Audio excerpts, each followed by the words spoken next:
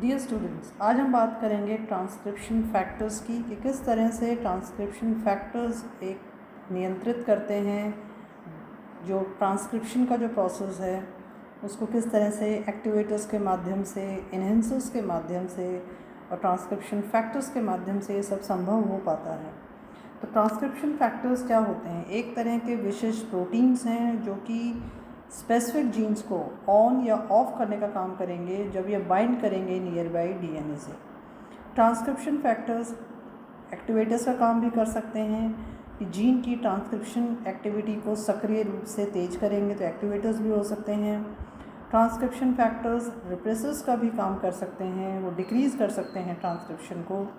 तो जो group of transcription जो फैक्टर बाइंडिंग साइट्स जो होती हैं, जैसे कि इनको हम इन्हेंसर्स और साइलेंसर्स कहते हैं, तो ये बाइंडिंग साइट्स हैं ट्रांसक्रिप्शन फैक्टर्स की, इन्हेंसर्स और साइलेंसर्स, जो कि इन टर्न किसी भी जीन को ऑन या ऑफ कर देते हैं स्पेसिफिक पार्ट्स को।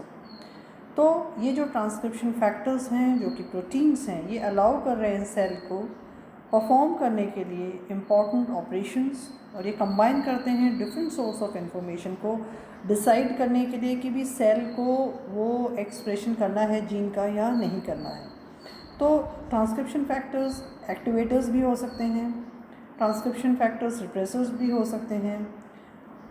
ये बाइंड करते हैं एक्टिवेटर्स इन्हांसर्स में और रिप्रेसर्स साइलेंसर्स में।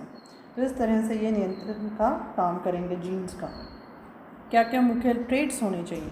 तो जो एंजाइम होता है आरएनए पॉलीमरेज, जो कि मेक करता है new RNA molecule DNA template से, वो अटैच होना चाहिए डीएनए ऑफ द जीन में। जब वो अटैच होगा स्पेसिफिक स्पॉट पे, उसको हम कहेंगे प्रमोटर। बैक्टीरिया में आरएनए पॉलीमरेज अटैच करता है right to the DNA of the promoter site. Eukaryotic cell में एक एक्स्ट्रा स्टेप भी होता है कि आरएनए पॉलीमरेज अटैच करता है प्रमोटर को जब उसके पास स्पेसिफिक प्रोटीन्स होती हैं जिनको हम ट्रांसक्रिप्शन फैक्टर्स कहते हैं। तो इस तरह से ये एक पार्ट है किसी भी सेल के कोर ट्रांसक्रिप्शन टूल किट का, जो कि रिक्वायर्ड है for transcription of any gene. तो जो एंजाइम आरएनए पॉलीमरेज है, जब वो अटैच करता है प्रमोटर के साथ में, तो ये जो अटैचमेंट होता है जिससे कि इनिशिएशन होता है आपके ट्रांसक्रिप्शन का, जो कि एडअप होता है जनरल ट्रांसक्रिप्शन फैक्टर्स से, जो कि यूकैरियोटिक सेल्स में हम देखते हैं कि it requires specific transcription factors जैसे कि एक्टिवेटर्स।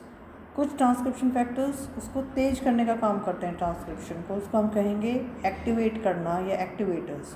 जैसे कि जनरल ट्रांसक्रिप्शन फैक्टर्स हो गए जब आरएनए पॉलीमरेज बाइंड करता है प्रमोटर के साथ में, तो जैसा कि हम देख सकते हैं कि जो बाइंडिंग जो साइट है एक्टिवेटर की है, डीएनए की है, एक स्पेसिफिक साइट है ATCAATG बाइंडिंग साइट है, यहाँ पे एक्टिवेटर जुड़ गया।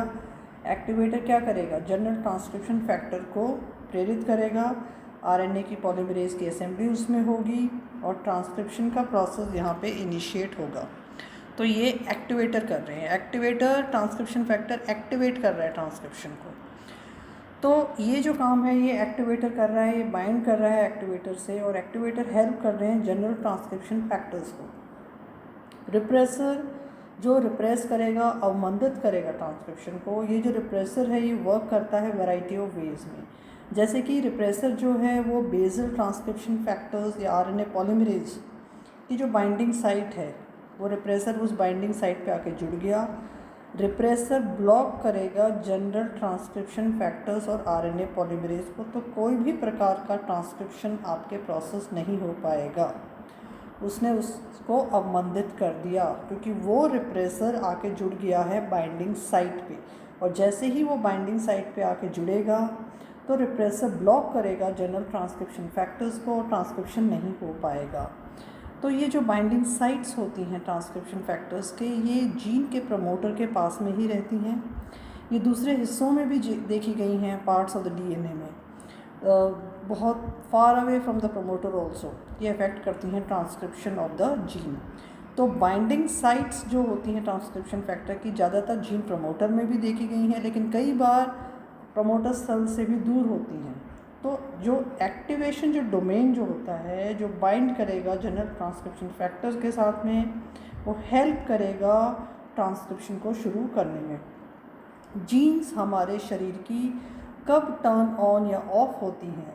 कुछ जो जीन्स होती हैं वो एक्सप्रेस होती हैं बहुत ज़्यादा एक हिस्से में या एक सेल में, जैसे कि हमारे स्पाइन की होगी, जैसे कि हमारे ऑस्टियोलॉजी में स्कल से रिलेटेड हो गई, हमारे फिंगर टिप्स से रिलेटेड हो गई। मान लीजिए कोई जीन है जिसकी रिक्वायरमेंट उन हिस्सों में ज़्यादा है। अगर ये जो जीन है जिस टाइप का एक पैटर्न है, जैसे कि फिंगर टिप्स की हमारी जीन है, ये ज़्यादा एक्टिवेटेड होनी चाहिए, तो उसमें बहुत सारे इन्हेंसर्स होंगे। इन्हेंसर्स जो कि फार अवे भी हो सकते हैं बाइंडिंग साइट्स के फॉर एक्टिवेटर्स, और कुछ होंगे साइलेंसर्स भी होंगे जो कि ये काम करेंगे लेकिन उसको अवमंदित करने का काम करेंगे। तो हर इन्हेंसर और साइलेंसर जो है वो एक्टिवेट या रिप्रेस कर रहा है सर्टन जीन को, या बाइंड कर रहा है ट्रांसक्रिप्शन फैक्टर्स के साथ में, तो इस तरह से वो टर्न ऑन या ऑफ करेगा स्पेसिफिक जीन्स की। जैसा कि हम इस मॉड्यूलर माइस से देख सकते हैं कि इसमें मान लीजिए एक जीन है जो कि TBX4 में प्रेजेंट है। तब ये TBX4 जो जीन है, this is a specific tissue specific gene.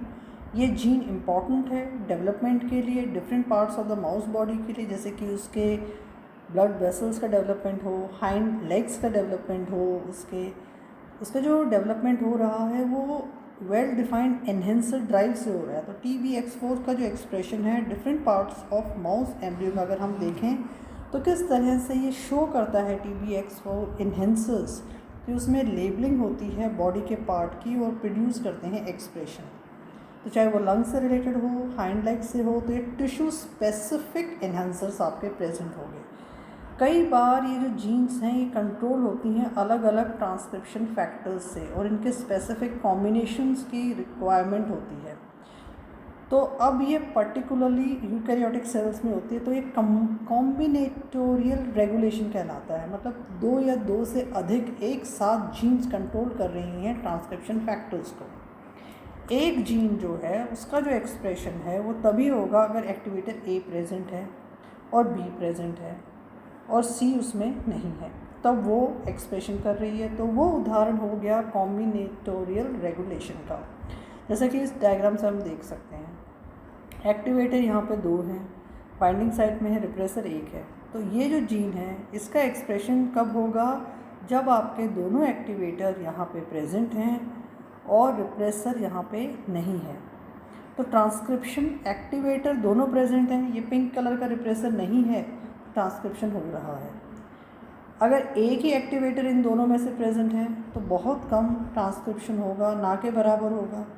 लेकिन अगर तीनों ही एक साथ उपस्थित हैं, दोनों एक्टिवेटर और एक रिप्रेसर प्रेजेंट है, तो कोई भी ट्रांसक्रिप्शन यहाँ नहीं होगा, क्योंकि ये कॉम्बिनेटोरियल रेगुलेशन का उदाहरण है।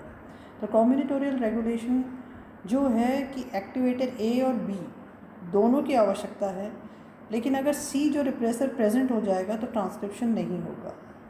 अगर दोनों प्रेजेंट हैं तो ट्रांसक्रिप्शन बहुत अच्छा होगा, लेकिन अगर एक ही एक्टिवेटर प्रेजेंट है तो आपका ट्रांसक्रिप्शन बहुत कम होगा। तीनों प्रेजेंट हैं तो आपके वहाँ पे सप्रेशन हो जाएगा। तो इन्हेंसर, साइलेंसर, ट्रांसक्रिप्शन फैक्टर्स का ये रोल होता है कि किस तरह से वो इसको नियंत्रित करने का काम करते हैं। तो ये कॉम्बिनेटोरियल रेगुलेशन है। उसी तरह से हमने देखा कि जो ट्रांसक्रिप्शन फैक्टर्स हैं ये नॉर्मली प्रमोटर स्थल की बाइंडिंग के साथ में या प्रमोटर से दूर रहकर भी वो काम कर सकते हैं बाय एक्टिवेटर्स और इन्हेंसर्स, और ये ज़रूरी होते हैं ट्रांसक्रिप्शन प्रोसेस को एक तरह से रेगुलेट करने के लिए। और कई जो हमारी सेल्स हैं उनको, जो हमारी सेल्स की जो जीन्स हैं उनको अलग अलग प्रकार के एक्टिवेटर्स या इन्हेंसर्स की आवश्यकता पड़ती है। तो because we have differentiated type of cell, तो हर डिफ्रेंशिएटेड टाइप ऑफ सेल में ज़रूरी नहीं है कि एक ही जीन या उसका जो इन्हेंसर है वो काम करे। तो कई बार एक group of genes they are responsible for regulating transcription. तो वो जब कॉम्बिनेशन जब जीन्स का होता है तब हम उसे कॉम्बिनेटोरियल रेगुलेशन कहते हैं। और ये जो कॉम्बिनेटोरियल रेगुलेशन होता है उससे हमारी जीन्स कई बार टर्न ऑफ या ऑन होंगी।